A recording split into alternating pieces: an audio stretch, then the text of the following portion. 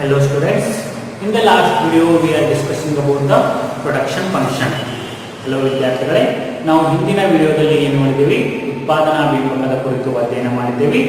That production function mainly represented to when we are increases to the inputs, that mainly represented to the increases of the output condition.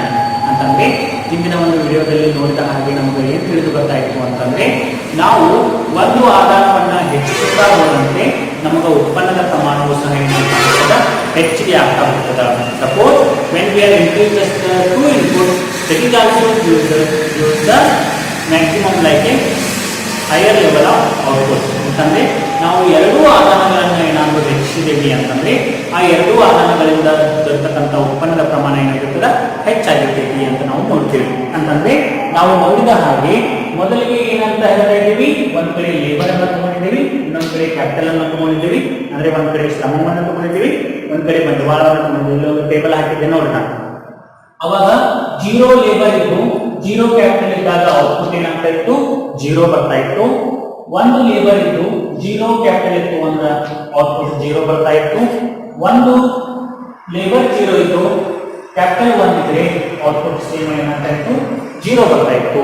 ಅದೇ ರೀತಿ 1 labour 1 capital ಇದ್ರೆ ನಮಗೆ output ಏನು ಬರ್ತಾ ಇತ್ತು, output 1 ಬರ್ತಾ ಇತ್ತು ಅಂತ ನಾವು ಹೇಳ್ತೀವಿ. So when we are observing the output condition, that is mainly represented to when we are increases to the input, that gives the increases of output level. ಅಂತಂದ್ರೆ ನಾವು ಯಾವಾಗ ಆದಾನಗಳನ್ನು ಹೆಚ್ಚಿಸ್ತಾ ಹೋಗ್ತೇವಲ್ಲ ಅವಾಗ ನಮಗೆ ಉತ್ಪನ್ನದ ಪ್ರಮಾಣವು ಸಹ ಏನಾಗ್ತದ, ಹೆಚ್ಚಾಗ್ತಾ ಹೋಗ್ತೈತಿ ಅಂತ ಹೇಳ್ತಾರೆ. ಅದೇ ರೀತಿ ಇಬ್ರು ಲೇಬರ್ಸ್ ಅನ್ನ ಇಬ್ರು ಕ್ಯಾಪಿಟಲ್ಸ್ ಅನ್ನ ತಗೊಂಡಿವಿ ಅಂತಂದ್ರೆ ನಮ್ದು ಔಟ್ಪುಟ್ ಏನಾಗಬಹುದು, 5 ಆಗಬಹುದು ಅಂತ ನಾವು ಅಜ್ಯೂಮ್ ಮಾಡ್ತೇವೆ. ಅಂತಂದ್ರೆ ಇಬ್ರು ಲೇಬರ್ ಸೇರಿ 2ರಷ್ಟು ಕ್ಯಾಪಿಟಲ್ ಅನ್ನ ಬಳಸಿಕೊಂಡು 5 ಶರ್ಟ್ ಗಳನ್ನ ಉತ್ಪಾದನೆ ಮಾಡಬಹುದು ಅಥವಾ 5 ಕ್ವಿಂಟಲ್ ಗೋಧಿಯನ್ನು ಉತ್ಪಾದನೆ ಮಾಡಬಹುದು ಅಂತ ನಾವು ನೋಡ್ತೇವೆ. So in this video we are discussing about the one of the important concept of isocon. ಹಾಗಾಗಿ ನಾವು ಈ ಒಂದು ವಿಡಿಯೋದಲ್ಲಿ ಏನನ್ನ ಕುರಿತು ಅಧ್ಯಯನ ಮಾಡ್ತೇವೆ ಅಂತಂದ್ರೆ ಸಮ ಉತ್ಪನ್ನ ರೇಖೆ ಅನ್ನೋದನ್ನ ಕುರಿತು ಅಧ್ಯಯನ ಮಾಡೋಣ ಅಂತ ಹೇಳ್ತಾರೆ. So when we are observing the production condition, that is mainly represented to we are increases to the both input, the output also increases. ನಮಗೆ ಇಲ್ಲಿ ಪ್ರೊಡಕ್ಷನ್ ಫಂಕ್ಷನ್ ಅನ್ನ ಅಂದ್ರೆ ಉತ್ಪಾದನಾ ಬಿಂಬಕವನ್ನ ನೋಡಿದಾಗ ಆ ಉತ್ಪಾದನಾ ಬಿಂಬಕ ಏನನ್ನ ತೋರಿಸಿಕೊಡ್ತಾ ಇತ್ತು ಅಂತ ಹೇಳ್ತೀವಿ ನಾವು. ಒಂದು ವೇಳೆ ನಾವು ಎರಡೂ ಆದಾನಗಳನ್ನ ಹೆಚ್ಚಿಸಿದಾಗ ಉತ್ಪನ್ನದ ಪ್ರಮಾಣವು ಹೆಚ್ಚಾಗ್ತದ.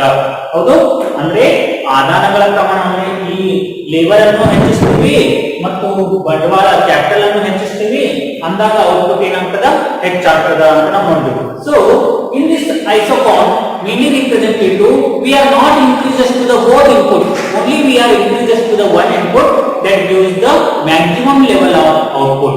ಅಂತಂದ್ರೆ ನಾವು ಎರಡೂ ಆದಾನಗಳನ್ನ ಹೆಚ್ಚಿಸುವ ಅವಶ್ಯಕತೆ ಇಲ್ಲ, ಎರಡರಾಗ ಯಾವ್ದಾರ ಒಂದನ್ನ ಮಾತ್ರ ಹೆಚ್ಚಿಸಿದೀವಿ ಅಂತಂದ್ರ ಅವಾಗ ನಮ್ಗೆ ಔಟ್ಪುಟ್ ಏನಾಗ್ತದ, ಹೆಚ್ಚಾಗ್ತೈತಿ ಅನ್ನುವಂಥದ್ದನ್ನು ತೋರಿಸುವಂಥದ್ದು ಏನಾಗೈತಿ, ಈ ಸಮ ಉತ್ಪನ್ನ ರೇಖೆ ಆಗೈತಿ ಅಂತ ಹೇಳ್ತಾರೆ. ಅಂತಂದ್ರೆ ಫಾರ್ ಎಕ್ಸಾಂಪಲ್ 2ರಷ್ಟು ಲೇಬರ್ ಅನ್ನ 2ರಷ್ಟು ಕ್ಯಾಪಿಟಲ್ ಅನ್ನ ಹೆಚ್ಚಿಸುವ ಬದಲಾಗಿ 2ರಷ್ಟು ಇದ್ದಂತ ಲೇಬರ್ ಅನ್ನ 3 ಮಾಡಿಕೊಂಡು ಕ್ಯಾಪಿಟಲ್ ಅನ್ನ 2 ಇಟ್ಕೊಂಡ್ರೆ ಉತ್ಪನ್ನದ ಪ್ರಮಾಣ ಸಹ ನಮ್ಗೆ ಏನಾಗ್ತದ, ಹೆಚ್ಚಿಗೆ ಆಗ್ತೈತಿ. ಅಥವಾ 3ರಷ್ಟು ಲೇಬರ್ ಅನ್ನ ಇಟ್ಕೊಂಡು 1ರಷ್ಟು ಕ್ಯಾಪಿಟಲ್ ಇಟ್ಕೊಂಡ್ರು ಸಹ ನಮ್ಗೆ ಔಟ್ಪುಟ್ ಏನಾಗ್ತದ, ಹೆಚ್ಚಾಗ್ತದ ಅನ್ನುವಂಥದ್ದನ್ನ ತೋರಿಸುವಂಥದ್ದು ಏನಾಗಿದೆ, ಈ ಐಸೋಕಾನ್ ಆಗೈತಿ ಅಂತ ನಾವು ಹೇಳ್ತೀವಿ. ಇದನ್ನ ನಿಮ್ಗೆ 4 ಮಾರ್ಕ್ಸ್ ಕೇಳ್ತಾನ. ಏನಂತ ಕೇಳ್ತಾನ ಅಂತಂದ್ರೆ briefly explain the isoquant with the help of diagram ಅಂತ ಕೇಳ್ತಾನ. ಅಂತಂದ್ರೆ ಸಮ ಉತ್ಪನ್ನ ರೇಖೆ ಅಂದ್ರೆ ಏನು, ಅದನ್ನ ರೇಖಾಚಿತ್ರದ ಸಹಾಯದೊಂದಿಗೆ ವಿವರಿಸಿರಿ ಅಂತ ಕೇಳ್ತಾನೆ. So when we are observing the definition of isocon, isocon is the set of all possible combination of two inputs that yield the same maximum possible level of outputs. It means when we are observing the isocon is the set of all possible combination of two inputs that yield the same maximum possible level of output. ಅಂತಂದ್ರೆ ಸಮ ಉತ್ಪನ್ನ ರೇಖೆ ಅಂತಂದ್ರೆ ಏನು ಅಂತ ಹೇಳ್ತೀವಿ ಅಂತಂದ್ರೆ ಒಂದೇ ಗರಿಷ್ಠ ಮಟ್ಟದ ಉತ್ಪಾದನೆಯನ್ನು ನೀಡುವ 2 ಆದಾನಗಳ ಎಲ್ಲಾ ಸಂಭವನೀಯ ಸಂಯೋಜನೆಗಳ ಸಮೂಹವನ್ನ ನಾವು ಏನಂತ ಕರಿತೀವಿ, ಸಮ ಉತ್ಪನ್ನ ರೇಖೆ. 2 ಸಮೂಹ ಅಂತಂದ್ರೆ ಏನು ಅಂತ ಹೇಳ್ತೀವಿ ಅಂತಂದ್ರೆ all possible combination of two that is the same possible level of same maximum possible level of output ಅಂತಂದಾಗ when we are seeing the two possible inputs ಯಾವು ಅಂತ ಹೇಳ್ತೀವಿ ಅಂತಂದ್ರೆ that are labor and capital. ಆ ಎರಡು ಉತ್ಪಾದನಾಂಗಗಳೇ ಯಾವಾಗಿರ್ತವು ಅಂತ ಹೇಳ್ತೀವಿ ಅಂತಂದ್ರೆ ಒಂದು ಶ್ರಮ ಆಗಿರ್ತದ, ಇನ್ನೊಂದು ಬಂಡವಾಳ ಆಗೈತಿ ಅಂತ ನಾವು ಇಲ್ಲಿ ಅಜ್ಯೂಮ್ ಮಾಡ್ಕೊಳ್ಳೋಣ. So when we are observing the definition, that is mainly represented to the possible combination of two inputs that yield the same maximum possible level of output, we will be observing the below diagram. ಅಂತಂದ್ರೆ ಈ definition ಅನ್ನ ನಾವು ಏನ್ ಮಾಡ್ತೀವಿ ಅಂತಂದ್ರೆ ಈ ಕೆಳಗಿನ ರೇಖಾಚಿತ್ರದ ಸಹಾಯದಿಂದ ತಿಳಿದುಕೊಳ್ಳಬಹುದು. ಹೆಂಗ ಅಂತ ಹೇಳ್ತೀವಿ ಅಂತಂದ್ರೆ ಒಂದೇ ಗರಿಷ್ಠ ಮಟ್ಟದ ತೃಪ್ತಿಯನ್ನು ನೀಡುವ ಅಂದ್ರೆ ಒಂದೇ ಗರಿಷ್ಠ ಮಟ್ಟದ ಉತ್ಪಾದನೆಯನ್ನು ನೀಡುವ ಎರಡು ಆದಾನಗಳ ಎಲ್ಲಾ ಸಂಭವನೀಯ ಸಂಯೋಜನೆಗಳನ್ನ ನಾವು ತೋರಿಸುವಂತದ್ದು ಏನಾಗಿದೆ ಈ ಒಂದು ರೇಖಾಚಿತ್ರ ಆಗೈತಿ ಅಂತ ನಾವು ಇಲ್ಲಿ ಹೇಳ್ತೀವಿ. So when we are observing the OX-axis mainly represented to labor and Y-axis mainly represented to the capital. ಅಂತಂದ್ರೆ ಈ ಒಂದು ರೇಖಾಚಿತ್ರದಲ್ಲಿ OX ನಮಗೆ ಏನನ್ನ ತೋರಿಸಿಕೊಡುತ್ತದ, ಶ್ರಮದ ಪ್ರಮಾಣವನ್ನ ತೋರಿಸಿಕೊಟ್ರೆ Y-axis ಏನು ತೋರಿಸುತ್ತೆ ನಮಗ ಬಂಡವಾಳದ ಪ್ರಮಾಣವನ್ನ ತೋರಿಸಕತೈತಿ ಅಂತ ನಾವು ಹೇಳ್ತೀವಿ. And each isochron represents a particular level of output and is labeled with the amount of output. Means when we are observing the isochron Q is equal to Q1, Q is equal to Q2, Q is equal to Q3 are the three different isochrons. ಈ ಒಂದು ರೇಖಾಚಿತ್ರದಲ್ಲಿ Q is equal to Q1, Q is equal to Q2 ಮತ್ತು Q is equal to Q3 ಎನ್ನುವಂತಹ ಮೂರು ವಿವಿಧ ಸಮ ಉತ್ಪನ್ನ ರೇಖೆಗಳದಾವ. ಈ ಮೂರು ಸಮ ಉತ್ಪನ್ನ ರೇಖೆಗಳು ಏನು ತೋರಿಸಕತ್ತಾವ, ಬೇರೆ ಬೇರೆ ಉತ್ಪನ್ನದ ಪ್ರಮಾಣವನ್ನ ಪ್ರತಿನಿಧಿಸ್ತಾವು ಅಂತ ಹೇಳ್ತಾನ. ಬೇರೆ ಬೇರೆ ಉತ್ಪನ್ನದ ಪ್ರಮಾಣವನ್ನ ಪ್ರತಿನಿಧಿಸ್ತಾವು ಅಂತ ನಾವು ಹೇಳ್ತೀವಿ. So when we are observing the Q is equal to Q1, Q is equal to Q2, Q is equal to Q3, both three isochrons are represented to the same seen in the indifference curve. ನಾವು ಈ ಮೂರನ್ನು ನೋಡಿದಾಗ ಇವು ಸಹ ಏನು ಕಾಣಿಸ್ತಾವ ನಮಗೆ ಔದಾಸೀನ ವಕ್ರರೇಖೆಗಳ ತರಾನೇ ಕಾಣಿಸ್ತಾವು. ಆ ಔದಾಸೀನ ವಕ್ರರೇಖೆಗಳು ಸ್ಯಾಟಿಸ್ಫ್ಯಾಕ್ಷನ್ ಪವರ್ ಅನ್ನ ರಿಪ್ರೆಸೆಂಟ್ ಮಾಡಿದ್ರೆ ಈ ಐಸೋಕಾನ್ಗಳು ಏನನ್ನ ರಿಪ್ರೆಸೆಂಟ್ ಮಾಡ್ತಾವ, ಔಟ್ಪುಟ್ ಅನ್ನ ಅಥವಾ ಪ್ರೊಡಕ್ಷನ್ ಕಂಡೀಷನ್ ಅನ್ನ ರಿಪ್ರೆಸೆಂಟ್ ಮಾಡ್ತಾವು ಅಂತ ಹೇಳೋಣ. So when we are observing the isochrons are mainly represented to the maximum possible level of output. ಹಾಗಾಗಿ ನಾವು ಔದಾಸೀನ ವಕ್ರರೇಖೆಗಳಿಗೆ ಹೋಲಿಸಿದಾಗ ನಮ್ಮ ಈ ಸಮ ಉತ್ಪನ್ನದ ರೇಖೆಗಳು ಏನನ್ನ ತೋರಿಸ್ತಾವು ಅಂತ ಹೇಳ್ತಾರ ಅಂತಂದ್ರೆ ಇವು ಔದಾಸೀನ ವಕ್ರರೇಖೆಗಳು ತೃಪ್ತಿಯ ಪ್ರಮಾಣವನ್ನು ಪ್ರತಿನಿಧಿಸಿದರೆ ಸಮ ಉತ್ಪನ್ನದ ರೇಖೆಗಳು ತೋರಿಸ್ತಾವ ಉತ್ಪಾದನಾ ಪ್ರಮಾಣವನ್ನ ತೋರಿಸ್ತಾವ. ಎರಡು ಡಿಫರೆನ್ಸ್ ಗೊತ್ತಾಗಲ್ಲ ಮತ್ತೆ ನೀವು ಇದು ಕನ್ಫ್ಯೂಸ್ ಮಾಡಿಕೊಂಡು ಇದನ್ನ ನೀವು ಈ ಡಿಫರೆನ್ಸ್ ತಿಳ್ಕೊಬೇಡ್ರಿ. ಇದು ಡಿಫರೆಂಟ್ ಆಗಿರುವಂತ ಐಸೋಕಾನ್ ಐತಿ ಅಂತ ನಾವು ಹೇಳ್ತೇವೆ. So when we are observing the diagram, we will be seeing in the two inputs. ನಾವಿಲ್ಲಿ ಏನ್ ಮಾಡ್ತೀವಿ, ರೇಖಾಚಿತ್ರದಲ್ಲಿ ಎರಡು ಇನ್ಪುಟ್ ಗಳನ್ನ ನೋಡಾಕತ್ತೀವಿ. One is labor and another one is capital. ಒಂದು ಇಲ್ಲಿ ಏನೈತಿ ಶ್ರಮ ಐತಿ, ಇನ್ನೊಂದು ಇಲ್ಲಿ ಏನೈತಿ ಬಂಡವಾಳ ಐತಿ ಅಂತ ಹೇಳ್ತೀವಿ ಅಂತಂದ್ರೆ.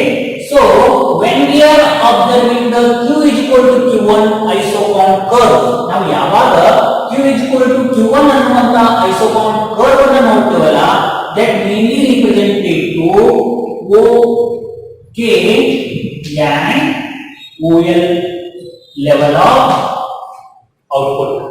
ಏನೈತಿ ನಮಗ OK ಅನ್ನುವಂತ ಒಂದು OL ಅನ್ನುವಂತ ಔಟ್ಪುಟ್ ಇದನ್ನ ಸೆಲೆಕ್ಟ್ ಮಾಡ್ಕೋಬಹುದು. ಅಂತಂದ್ರೆ ಇದಿಷ್ಟು ಏನು ತೋರಿಸಾಕ್ತದೆ ನಮಗ ಔಟ್ಪುಟ್ ಲೆವೆಲ್ ಅನ್ನ ತೋರಿಸಾಕ್ತದ. Are OK1 and OL1, OK1 and OL1. This is also mainly represented to the output condition. ಅಂತಂದ್ರೆ ಇಲ್ಲಿ ಕನ್ಫ್ಯೂಸ್ ಮಾಡ್ಕೋಬೇಡ್ರಿ.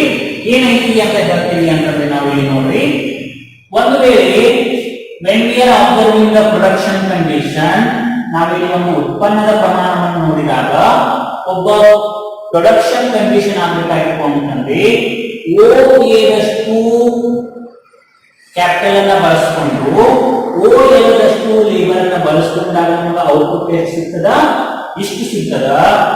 ಅದೇ ಓ.ಎ.1 ದಷ್ಟು ಕ್ಯಾಪಿಟಲ್ ಅನ್ನ ಬಳಸಿಕೊಂಡು ಓ.ಎಲ್.1 ದಷ್ಟು ಲೇಬರ್ ಅನ್ನ ಬಳಸಿಕೊಂಡಾಗ ಇಷ್ಟು ಔಟ್ಪುಟ್ ಸಿಗ್ತದ.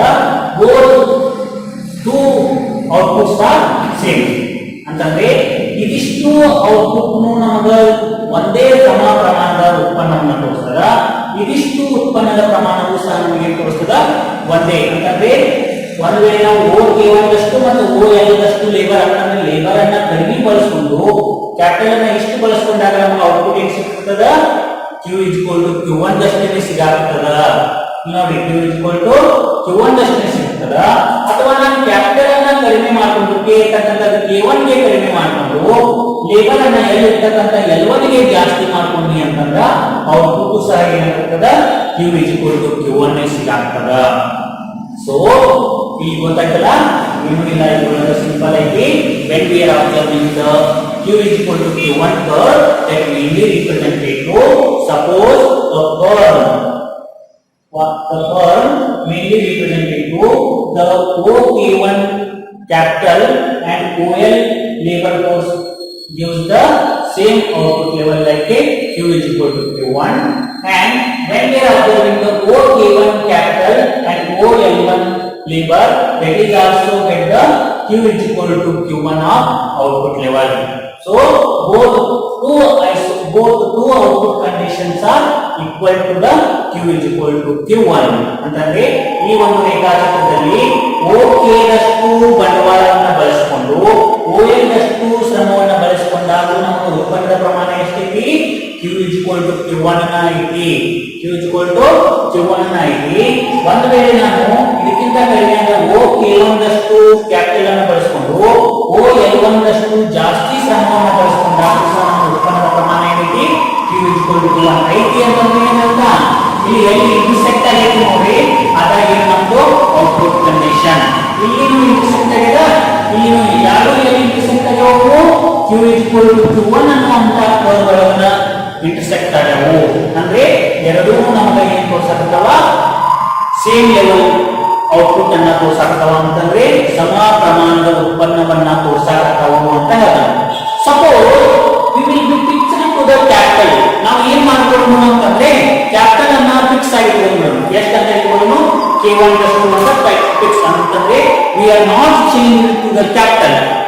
ನಾವು ಬಂಡವಾಳವನ್ನ ಯಾವುದೇ ರೀತಿಯಲ್ಲಿ ಬದಲಾವಣೆ ಮಾಡೋದು ಬೇಡ. ಯಾಕಂತಂದ್ರೆ ಈ ಡೆಫಿನೇಷನ್ ಅನ್ನ ಏನ್ ಹೇಳ್ತದೆ ಅಂತ ಹೇಳಿದೆ ನಾನು, when we are observing the inputs, we are increases to the one input, the another input is constant, the output level will be increases. ಅಂತಂದ್ರೆ ನಾವು ನೋಡಿದಾಗ ಏನ್ ತೋರಿಸ್ತದ, ಒಂದೇ ಒಂದು ಆದಾನವನ್ನ ಹೆಚ್ಚಿಸಿಕೊಂಡು ಮತ್ತೊಂದು ಆದಾನವನ್ನ ಸ್ಥಿರವಾಗಿ ಇಟ್ಟುಕೊಂಡ್ರೆ ಉತ್ಪನ್ನದ ಪ್ರಮಾಣ ಏನಾಗ್ತೈತಿ, ಹೆಚ್ಚಾಗ್ತದೆ. ಅದರಲ್ಲಿ ಹೇಳಿದ್ರೆ ನಾನು ಲೇಬರ್ ಅನ್ನ ಜಾಸ್ತಿ ಮಾಡ್ಕೊಂಡು ಕ್ಯಾಪಿಟಲ್ ಅನ್ನ ಕಡಿಮೆ ಮಾಡ, ಅಂದ್ರೆ ಫಿಕ್ಸ್ಡ್ ಇಟ್ಕೊಂಡ್ರೆ ನಮಗೆ ಔಟ್ಪುಟ್ ಏನಾಗ್ತದ, ಹೆಚ್ಚಿಗೆ ಬರ್ತದ.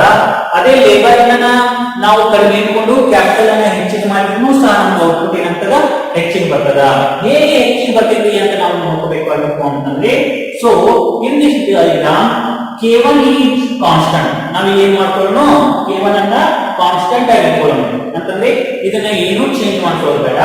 Only we are increases to the labour force. ನಾವು ಬರೀ ಶ್ರಮವನ್ನ ಹೆಚ್ಚಿಗೆ ಮಾಡ್ಕೊಳ್ಳೋಣ. ಶ್ರಮವನ್ನ ಹೆಚ್ಚಿಗೆ ಮಾಡ್ಕೊಳ್ಳೋಣ ಅಂತಂದ್ರೆ ಇಷ್ಟು ಶ್ರಮವನ್ನ ಹೆಚ್ಚಿಗೆ ಮಾಡ್ಕೊಳ್ಳೋಣ ಅಂತಂದ್ರೆ L2 ದಷ್ಟು ಶ್ರಮವನ್ನ ಹೆಚ್ಚಿಗೆ ಮಾಡ್ಕೊಳ್ಳೋಣ. ಅಂದ್ರೆ L1 ದಷ್ಟು ನಮ್ದು ಕ್ಯಾಪಿಟಲ್ ಇದು ಲೇಬರ್ ಫೋರ್ಸ್ ನಾವು ಎಷ್ಟು ಮಾಡ್ಕೊಳ್ತೀವಿ, ಈಗ L ದಿಂದ L2 ಗೆ ಇನ್ಕ್ರೀಸ್ ಮಾಡ್ಕೊಳ್ತೀವಿ. ಯಾವಾಗ ನಾವು L ದಿಂದ L2 ಗೆ ಇನ್ಕ್ರೀಸ್ ಮಾಡ್ತೀವಲ್ಲ, ನಮ್ದು ಔಟ್ಪುಟ್ ಲೆವೆಲ್ ಏನಾಯ್ತು ನೋಡ್ರಿ, Q Q2 ಆಯ್ತು. So when we are observing the K is constant, like the capital will be constant, only we are increases to the labor force L1 to L2, the output level shift to Q Q1 to Q Q2. Q Q2 mainly represented to the maximum level of output. ಇಲ್ಲಿ ನೋಡ್ರಿ, K ಅನ್ನುವಂತ ಒಂದು ಶ್ರಮವನ್ನ ನಾವು ಸ್ಥಿರವಾಗಿ ಇಟ್ಟುಕೊಂಡು ಎಲ್ಲ ಶ್ರಮವನ್ನ ಅಂದ್ರೆ L1 ದಷ್ಟು ಇರತಕ್ಕಂತ ಶ್ರಮವನ್ನ L2 ದಷ್ಟು ಹೆಚ್ಚಿಸಿದಾಗ, ಅಂದ್ರೆ ಬಂಡವಾಳವನ್ನ ಸ್ಥಿರವಾಗಿರಿಸಿ ಬರೀ ಶ್ರಮ ಅನ್ನುವಂತ ಒಂದು ಆದಾನವನ್ನ ಹೆಚ್ಚಿಸೋದ್ರಿಂದ ನಮಗ Q Q1 ದಷ್ಟು ಸಿಗ್ತಕ್ಕಂತ ಒಂದು ಔಟ್ಪುಟ್ ಅಂತಂದ್ರೆ ಉತ್ಪಾದನೆ Q Q2 ದಷ್ಟು ಹೆಚ್ಚಾಗದ. Q Q2 ದಷ್ಟು ಹೆಚ್ಚಾಗದ ಅಂತ ನಾವು ಹೇಳ್ತೀವಿ. ಅಂತಂದ್ರೆ when we are observing the definition, and isocount is the set of all possible combination of two inputs that yield the maximum same level of output. So when we are observing the capital will be fixed, only we are increases to the labor L1 to L2, the output level will be increases to Q is equal to Q1 to Q is equal to Q2. ಅಂತಂದ್ರೆ ಇಲ್ಲಿ ಸಮ ಉತ್ಪನ್ನದ ರೇಖೆಯ ಪ್ರಕಾರ ನಾವು ಹೇಳಿದಾಗ ಒಂದೇ ಗರಿಷ್ಠ ಮಟ್ಟದ ಉತ್ಪಾದನೆಯನ್ನು ನೀಡುವ ಎರಡು ಆದಾನಗಳ ಎಲ್ಲಾ ಸಂಭವನೀಯ ಸಂಯೋಜನೆಗಳ ಸಮೂಹವನ್ನು ನಾವೇನು ಕರಿತೀವಿ ಸಮ ಉತ್ಪನ್ನ ರೇಖೆ ಅಂತ ಕರಿತೀವಿ. ಆ ಸಮ ಉತ್ಪನ್ನ ರೇಖೆಯ ಪ್ರಕಾರ ಶ್ರಮವನ್ನ ಅಂತಂದ್ರೆ ನಾವು ಬಂಡವಾಳವನ್ನ K1 ಸ್ಥಿರವಾಗಿಟ್ಟುಕೊಂಡು ಶ್ರಮವನ್ನ ಮಾತ್ರ L1 ದಿಂದ L2 ಗೆ ಹೆಚ್ಚಿಸಿದಾಗ ಉತ್ಪನ್ನದ ಪ್ರಮಾಣವು Q is equal to Q1 ದಷ್ಟು ಬರ್ತಕ್ಕಂಥದ್ದು Q is equal to Q2 ದಷ್ಟು ಹೆಚ್ಚಳವಾಗೈತಿ ಅಂತ ನಾವು ಹೇಳ್ತೀವಿ. ಅಂತಂದ್ರೆ ನಾವು ಎರಡೂ ಆದಾನಗಳನ್ನು ಹೆಚ್ಚಿಸುವ ಅವಶ್ಯಕತೆ ಇಲ್ಲ, ಬರೀ ಒಂದೇ ಒಂದು ಆದಾನವನ್ನು ಹೆಚ್ಚಿಸೋದ್ರಿಂದಲೂ ಸಹ ಏನಾಗ್ತದ ಉತ್ಪಾದನಾ ಪ್ರಮಾಣ ಹೆಚ್ಚಾಗ್ತೈತಿ ಎನ್ನುವಂಥದ್ದನ್ನ ಹೇಳುವಂಥದ್ದು ಏನಾಗಿದೆ ಈ ಒಂದು ಥೀಮ್ ಆಗಿದೆ ಅಥವಾ ಈ ಒಂದು ಥಿಯರಿ ಆಗೈತಿ ಅಂತ ನಾವು ಹೇಳ್ತೀವಿ. Means when we are observing we are not increases to the both inputs like capital and labor, only we are increases to the one input that is labor that mainly represented to increases to the output condition. ಅಂತಂದ್ರೆ ನಾವು ಎರಡು inputs ಅನ್ನ increase ಮಾಡೋ ಬದಲಾಗಿ ಒಂದೇ ಒಂದು input ಅನ್ನ increase ಮಾಡೋದ್ರಿಂದ ನಮ್ಗೆ ಔಟ್ಪುಟ್ ಏನಾಗ್ತದ ಹೆಚ್ಚಾಗ್ತದೆ. ಹೀಗೆ ಈ ಒಂದು ಎಕ್ಸಾಂಪಲ್ ಅನ್ನ ನೋಡೋಣ. For example when we are seeing the agriculture, ಒಬ್ಬ ಕೃಷಿಕರನ್ನ ನೋಡೋಣ. ಅವನ ಹತ್ರ ಏನದ 1 ಹೆಕ್ಟೇರ್ ಜಮೀನು ಐತಿ ಅಂತ ತಿಳ್ಕೊಳ್ಳೋಣ. 1 ಹೆಕ್ಟೇರ್ ದಷ್ಟು ಭೂಮಿ ಐತಿ. ಅವ ಒಬ್ಬನೇ ಒಬ್ಬ ಕೃಷಿಕ ಅದಾನ. ಅವ ಏನ್ ಮಾಡ್ತಾನ ಅಂತಂದ್ರೆ 4 ಗಂಟೆಗಳ ಕಾಲ ಕೆಲಸ ಮಾಡಿ ಒಂದು 8 ಕ್ವಿಂಟಲ್ ದಷ್ಟು ಗೋಧಿಯನ್ನ ಉತ್ಪಾದನೆ ಮಾಡತಾನ. ಅಂದ್ರೆ ಈಗ ಒಬ್ಬನೇ ಒಬ್ಬ ಶ್ರಮಿಕ ಅದಾನ. ಅವ ಏನ್ ಮಾಡ್ತಾನ 4 ಗಂಟೆ ಕೆಲಸ ಮಾಡಿ 8 ಕ್ವಿಂಟಲ್ ದಷ್ಟು ಗೋಧಿಯನ್ನ ಉತ್ಪಾದನೆ ಮಾಡ್ತಾನ.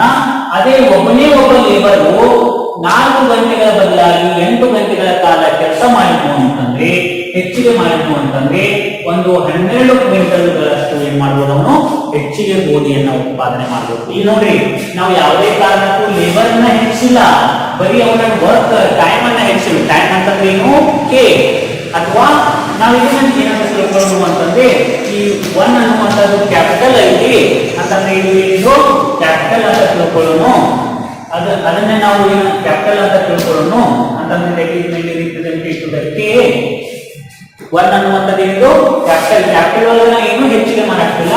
ಇಲ್ಲಿ ಲೇಬರ್ ವರ್ಕ್ ಲೇಬರ್ ಅವರ್ಸ್ ಅನ್ನ ಹೆಚ್ಚಿಗೆ ಮಾಡಾಕತ್ತೀನಿ. ಅದು ಲೇಬರ್ ಅವರ್ಸ್ ಆದಾಗ L1 ದಷ್ಟು ಇದ್ದಾಗ 8 ಕ್ವಿಂಟಲ್ ದಷ್ಟು ಮಾಡ್ತಿತ್ತು. L2 ಅಂದಾಗ ಎಷ್ಟಾಯ್ತು 12 ಕ್ವಿಂಟಲ್ ದಷ್ಟು ಹೆಚ್ಚಿಗೆ ಆಯ್ತು. ಅಂತಂದ್ರೆ ನಾವು ಎರಡೂ ಇನ್ಪುಟ್ಸ್ ಗಳನ್ನ ಹೆಚ್ಚಿಸೋ ಬದಲಾಗಿ ಅಂತಂದ್ರೆ ಎರಡೂ ಆದಾನಗಳನ್ನ ಹೆಚ್ಚಿಸೋ ಬದಲಾಗಿ ಕೇವಲ ಒಂದೇ ಒಂದು ಆದಾನವನ್ನ ಹೆಚ್ಚಿದೀವಿ ಅಂತಂದ್ರ ನಮ್ಗೆ ಏನಾಗ್ತದ ಉತ್ಪಾದನಾ ಪ್ರಮಾಣ ಔಟ್ಪುಟ್ ಪ್ರಮಾಣವು ಸಹ ಹೆಚ್ಚಾಗ್ತೈತಿ ಅನ್ನುವಂಥದ್ದನ್ನ ಹೇಳುವಂಥದ್ದು ಏನಾಗಿದೆ ಈ ಐಸೋಕಾನ್ ಆಗೈತಿ ಅಥವಾ ಸಮ ಉತ್ಪನ್ನ ರೇಖೆ ಆಗೈತಿ ಅಂತ ನಾವು ಹೇಳ್ತೀವಿ. I hope all are understand that topic. ನಾನು ಅನ್ಕೋತೀನಿ ಇದೆಲ್ಲ ನಿಮ್ಗೆ ತಿಳಿದೈತಿ ಅಂತ. ಓಕೆ.